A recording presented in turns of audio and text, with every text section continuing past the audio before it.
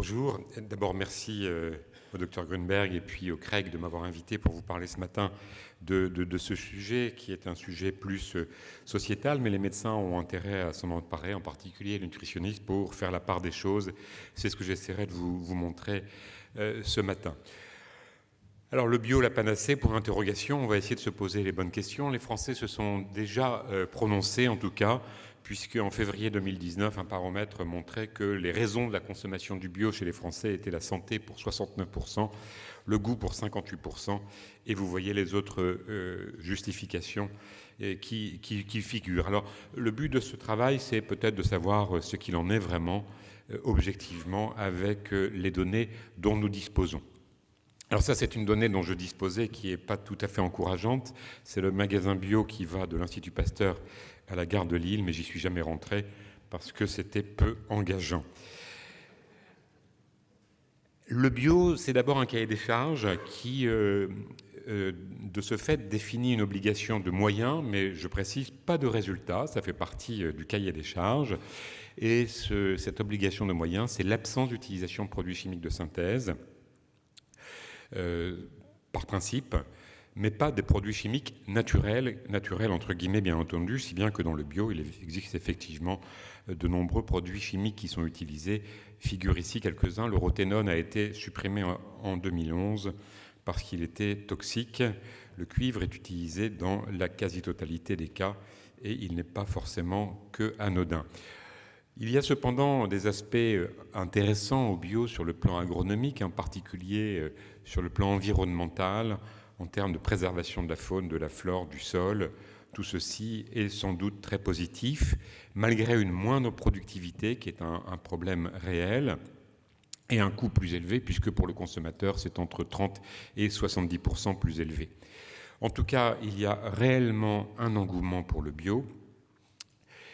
Et pour autant, les agriculteurs et les agronomes en particulier, c'est une diapositive empruntée à mon ami Léon Guéguen de l'Académie d'agriculture, montre que réellement, pour des cultures comme le blé par exemple, vous voyez la productivité du bio en vert qui est très significativement plus faible, de sorte que si on voulait produire du blé avec le bio en France, il faudrait peut-être finir par en importer au lieu d'en exporter.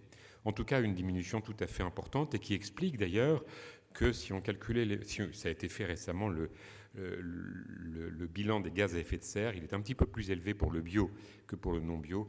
Du fait de la moindre productivité, il faudrait utiliser plus de sol pour avoir la même production. Alors, on va se pencher donc sur la bonne méthode, non pas la méthode idéologique qui est de dire voici les conclusions et je vais vous trouver les faits pour rendre ma conclusion crédible, mais voici les faits. Quelles conclusions pouvons-nous en tirer? Je pense que nous sommes tous dans cette démarche. D'abord, premier point sur le plan nutritionnel et deuxième point sur le plan de la santé.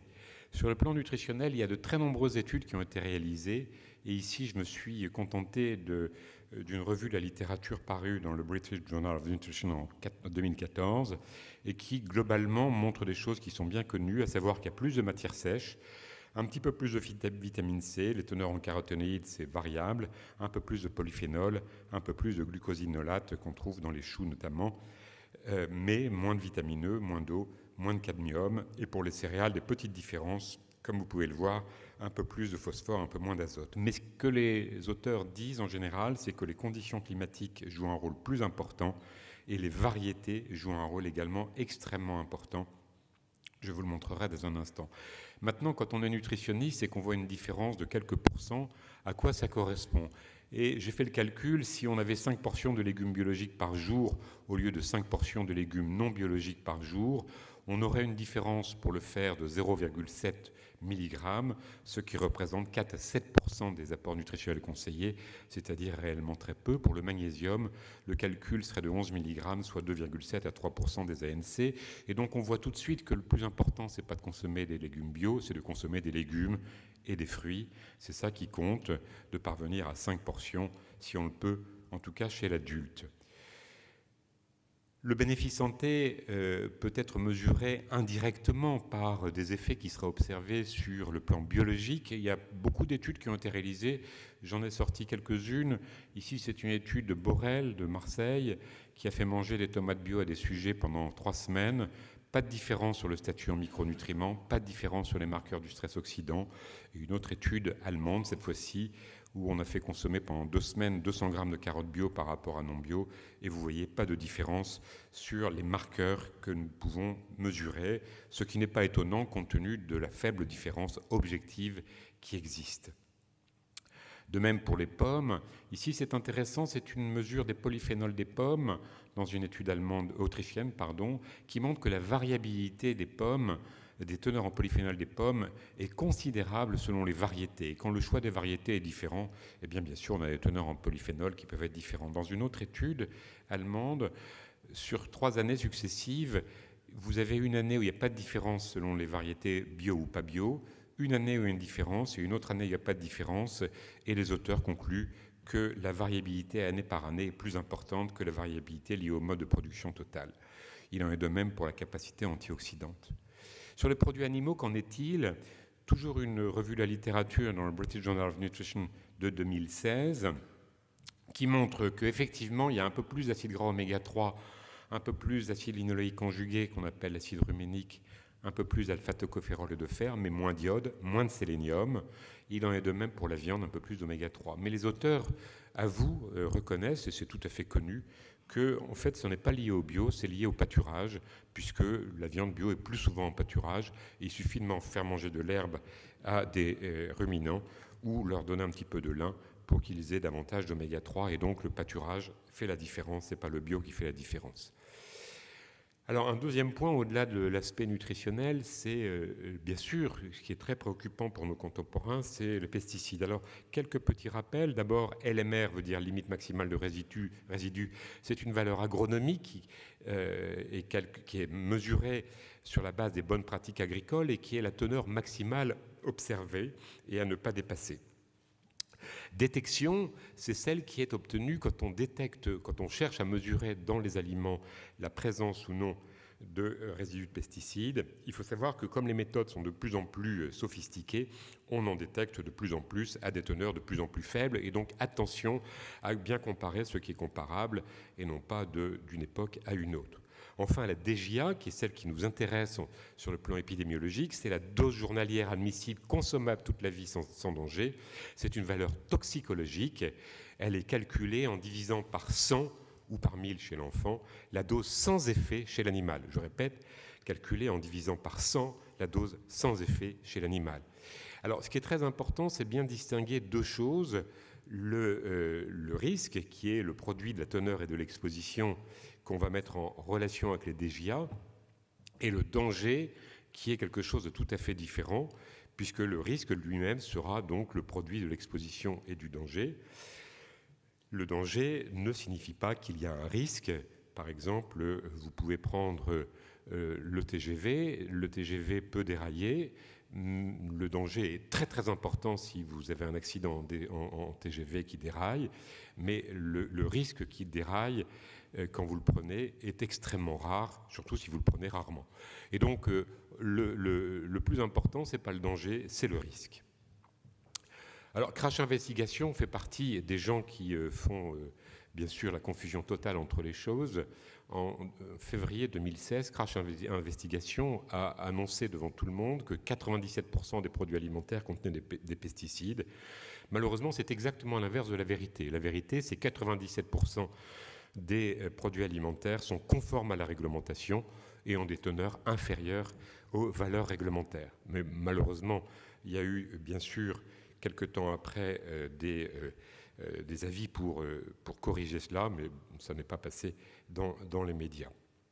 Et donc, la réalité, la voici, c'est sur des plans de surveillance et de contrôle qui sont faits par la DGCCRF, sur 2017, 2018, 2019, sur à peu près 450 substances actives analysées, eh bien, vous voyez 98%, 97% qui sont conformes à la réglementation européenne.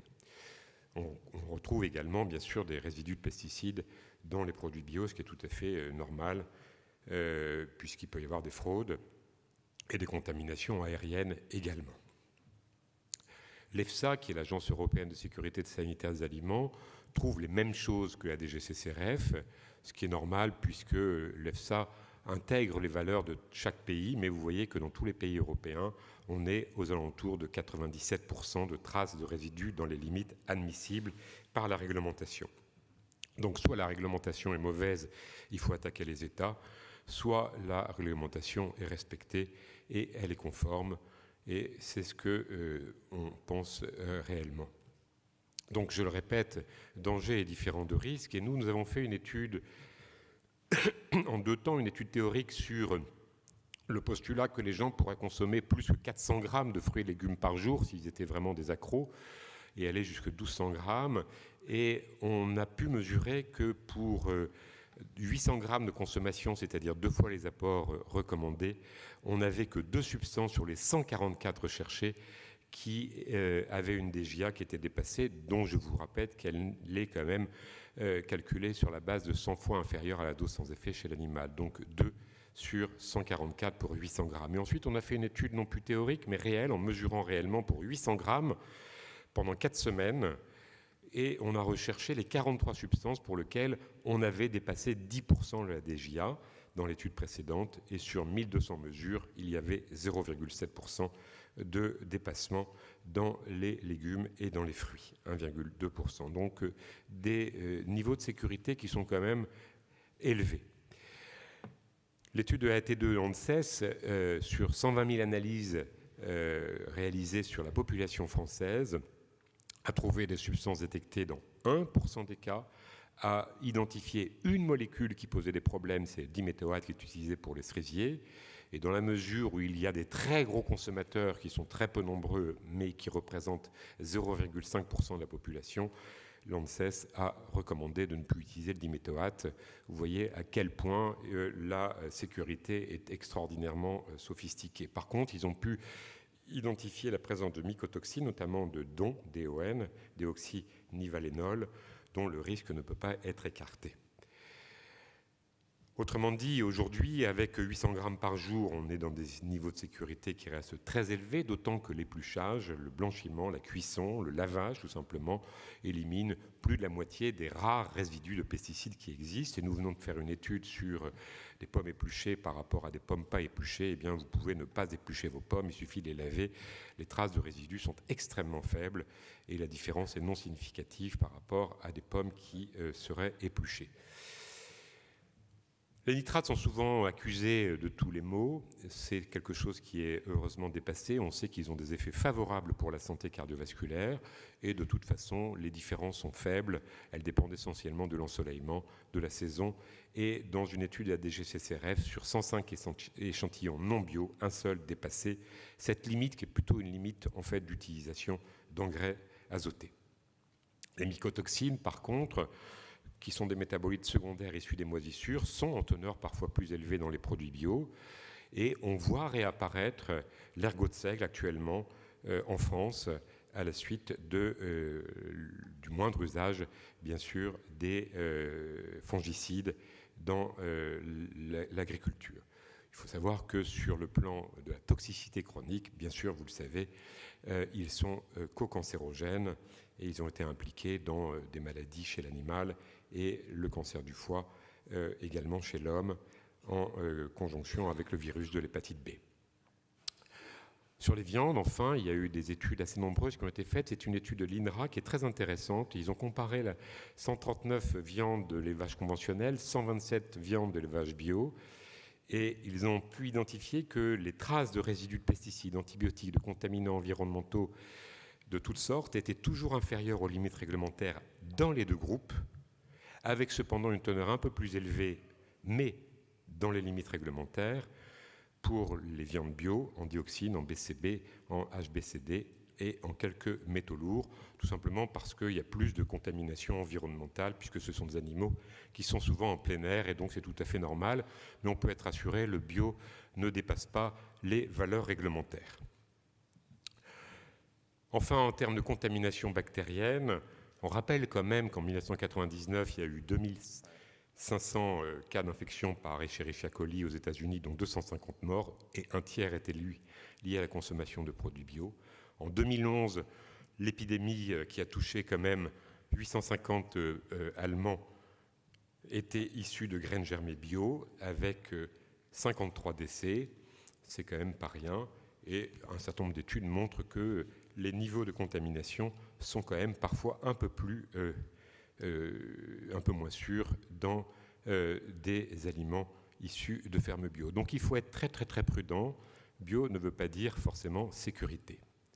Alors sur le plan des consommateurs, ils nous disent que c'est bon pour le goût. Il y a des études qui ont été faites et vous voyez sur 3 études citées ici, pas de différence, ni en 2011, 2007, 2006 sur ces 3 études, sauf les tomates pour une étude en 2014. Et puis, il y a eu une étude qui a montré que c'était meilleur pour le jus d'orange, mais pas pour le lait, en 2002. Cependant, c'est assez amusant de voir cette étude de 2013 qui a montré que quand on changeait l'étiquette sans modifier les produits, la majorité préférait le bio, ce qui montre bien qu'il y a bien sûr une grande suggestion. Alors ça, c'était l'occasion d'une course pas loin de chez moi, donc c'est assez sympathique. Pour passer au deuxième volet, qui est celui de la santé.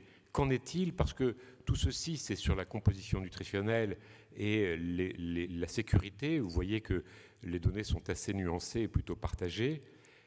Mais qu'en est-il pour la santé? Alors d'abord, 2 choses. Bien distinguer la santé des utilisateurs, qui sont soumis à une exposition directe, agriculture, ouvriers, personnes vivant à proximité, femmes enceintes, et la santé des consommateurs, tout simplement parce qu'il ne faut pas être très fort en physiologie pour savoir que ce n'est pas du tout le même circuit. Tube digestif égale passage hépatique obligé, contamination aérienne ou cutanée égale passage systémique premier. Et donc, en fait, on n'a pas du tout les mêmes voies métaboliques, et c'est pour cela qu'il faut absolument distinguer, sans omettre, bien sûr, que les doses peuvent être radicalement différentes. Alors, il y a une étude assez intéressante qui s'appelle Agrican, qui a été faite par la MSA, la Mutualité Sociale Agricole, sur 180 000 agriculteurs, 2011, 12 départements. C'est la plus grosse étude épidémiologique mondiale connue chez les agriculteurs. Et vous voyez que sur la mortalité et l'espérance de vie, sur la mortalité, les agriculteurs sont à moins 30 à moins 40% pour toutes les causes de décès, quelles qu'elles soient, cancer, maladies endocrino-métaboliques, troubles mentaux, maladies du système nerveux central, maladies cardiovasculaires, respiratoires, digestives, excepté pour les mélanomes malins, ce qui n'est pas tellement étonnant, et puis un tout petit peu plus pour l'œsophage, l'estomac et le sang, mais à des niveaux très faibles chez les femmes. Et donc, les agriculteurs qui sont exposés quand même, les premiers exposés, ne tirent pas d'inconvénients sur la mortalité. Maintenant, quel en est-il pour l'incidence? Parce que la mortalité est une chose, mais l'incidence est une autre. Eh bien, il y a quand même des petites différences, et notamment sur les mélanomes malins, bien sûr, mais ça c'est lié à l'exposition au soleil, sur les myélomes multiples chez les femmes, et les lymphomes non-hodgkiniens à plus 9% chez les hommes, et plus 7% pour le cancer de la prostate. Mais il n'y a pas de plus faible incidence des cancers qui sont cités ici chez les non-utilisateurs de pesticides par rapport à la population générale. De sorte qu'aujourd'hui, il est difficile d'en tirer des conclusions, mais on doit être prudent, notamment sur un certain nombre de cancers hématopoïétiques, comme je le dirai dans un instant. Et puis, il faut être prudent aussi sur l'exposition de certaines professions. Par exemple, ici, c'est une étude qui a montré que quand les agriculteurs utilisaient de l'arsenic de façon assez importante et cultivaient des légumes en plein champ, le pourcentage de cancer de la vessie était plus élevé. Et donc il y a sans doute des micro-populations qui sont exposées à des cancers accrus. Et d'ailleurs, il y a eu le rapport de l'EFSA en 2013 qui a montré quand même 2 choses importantes. La première, c'est qu'il y avait plus 58% de risque de maladie de Parkinson chez les agriculteurs, et c'est tout à fait connu aujourd'hui, pour des organochlorés et organophosphorés qui sont pratiquement tous disparus aujourd'hui, heureusement. Et puis, chez les enfants qui avaient issus de mamans qui avaient été exposées in utero, il y avait significativement de leucémie. Et donc, prudence chez les utilisateurs. Ici, c'est l'étude sur la chlordécone, avec quand même quelque chose qui est intéressant, c'est que, y compris pour la chlordécone, il y a une variabilité en fonction de facteurs de risques familiaux et de polymorphismes génétiques qui font qu'on est inégaux, y compris vis-à-vis du cancer de la prostate issu de la chlordécone. Mais la chlordécone est un produit qui est dangereux, on ne peut pas le nier. Heureusement, n'est plus utilisé. Beaucoup de produits sont aujourd'hui, heureusement, supprimés, puisqu'on est passé d'environ 1500 pesticides il y a une quinzaine d'années à moins de 500 aujourd'hui. Le glyphosate est un exemple intéressant, tout le monde pense que c'est mauvais. En fait, il y a deux agences qui donnent des avis différents. La première, c'est le CIRC, pas QE, mais c'est IRC, qui dit qu'il y a un danger. Mais le danger n'est pas le risque. Et les agences européennes, comme toutes les agences mondiales, disent qu'il n'y a pas de risque. Et ils se basent sur les études épidémiologiques comme celle-ci, 54 000 agriculteurs américains, dont 82% utilisent le glyphosate, suivi jusqu'à 20 ans, pas d'association avec le cancer, y compris les lymphomes non-hodgkiniens. Cependant, on a trouvé un tout petit peu plus de leucémie myéloïde aiguë, donc il faut rester prudent.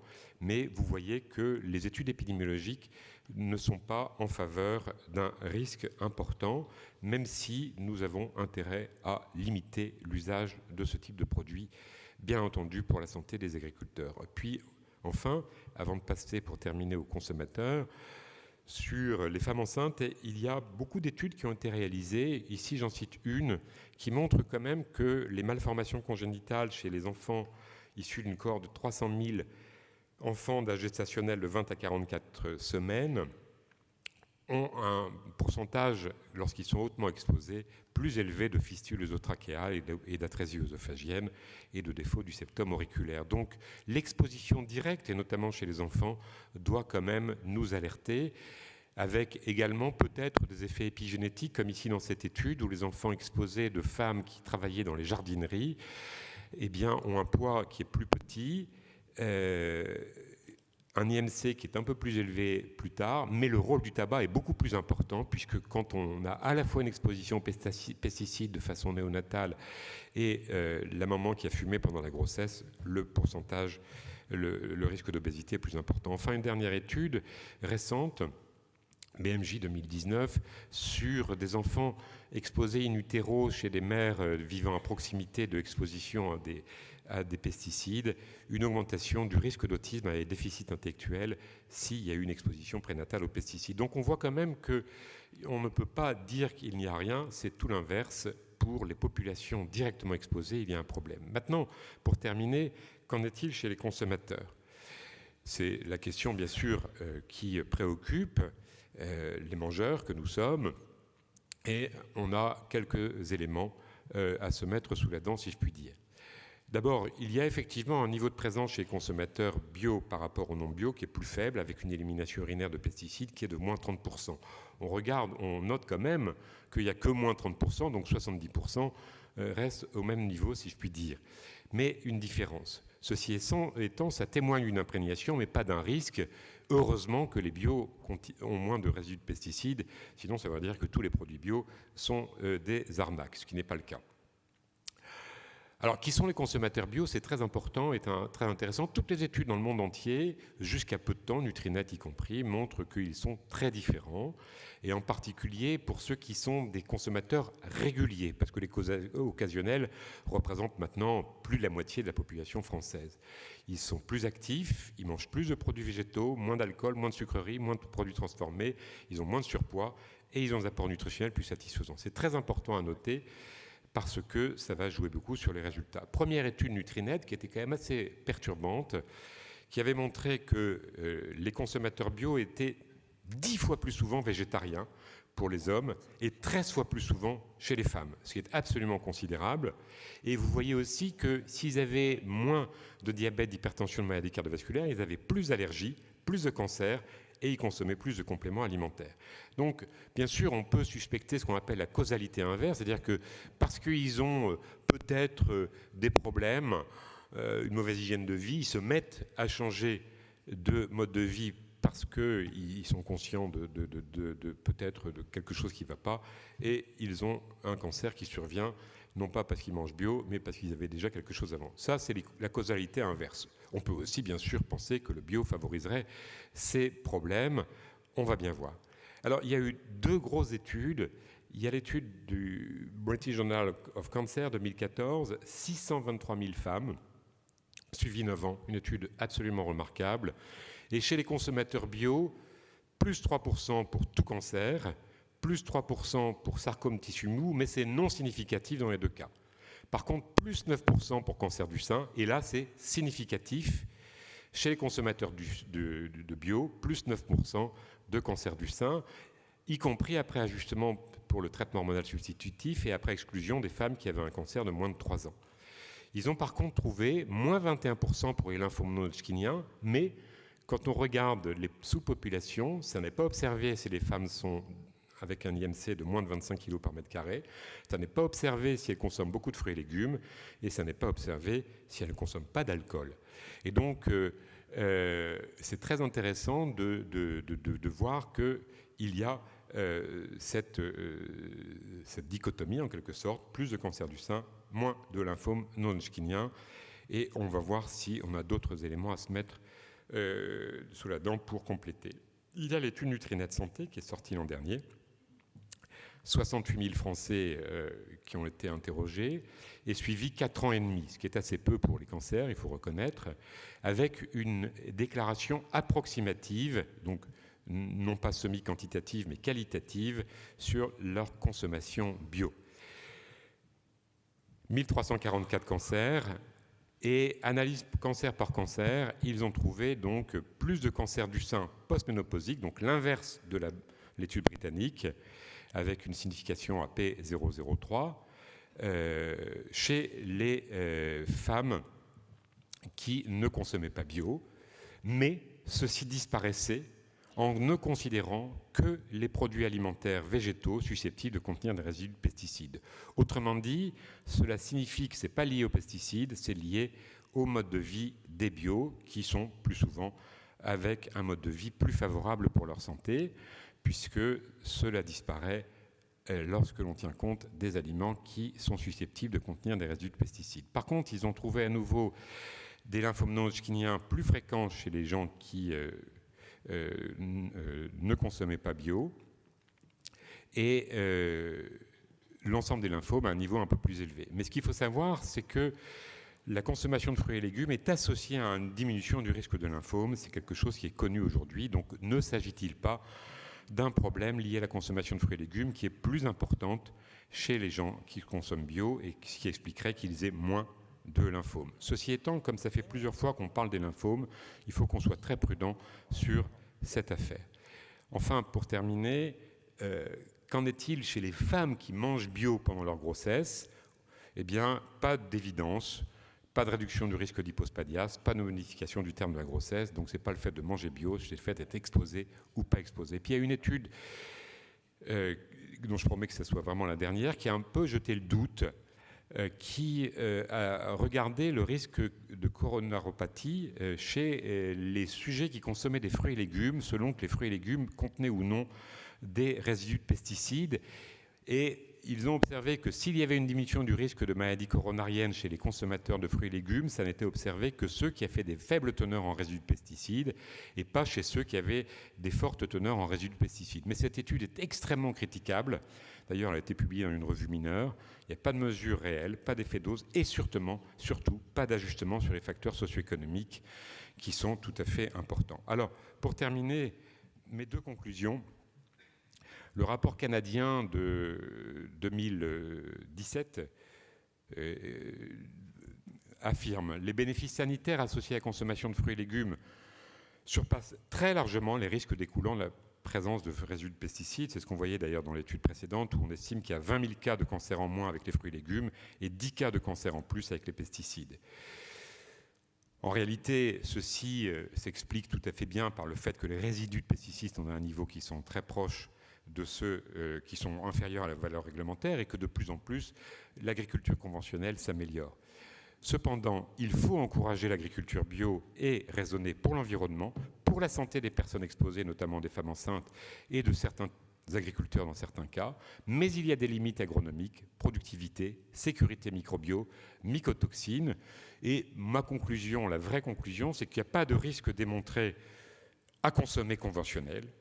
Il y a beaucoup d'avantages à consommer des fruits et légumes issus de l'agriculture conventionnelle. Il n'y a pas de bénéfice formellement démontré à consommer bio. Et il ne faudrait surtout pas faire croire aux gens que consommer des fruits et légumes n'est pas souhaitable s'ils sont issus de l'agriculture conventionnelle, notamment en direction des populations défavorisées qui auraient tendance peut-être à délaisser de ce fait la consommation de légumes, du fait du coût élevé des légumes bio. Voilà, merci de votre attention.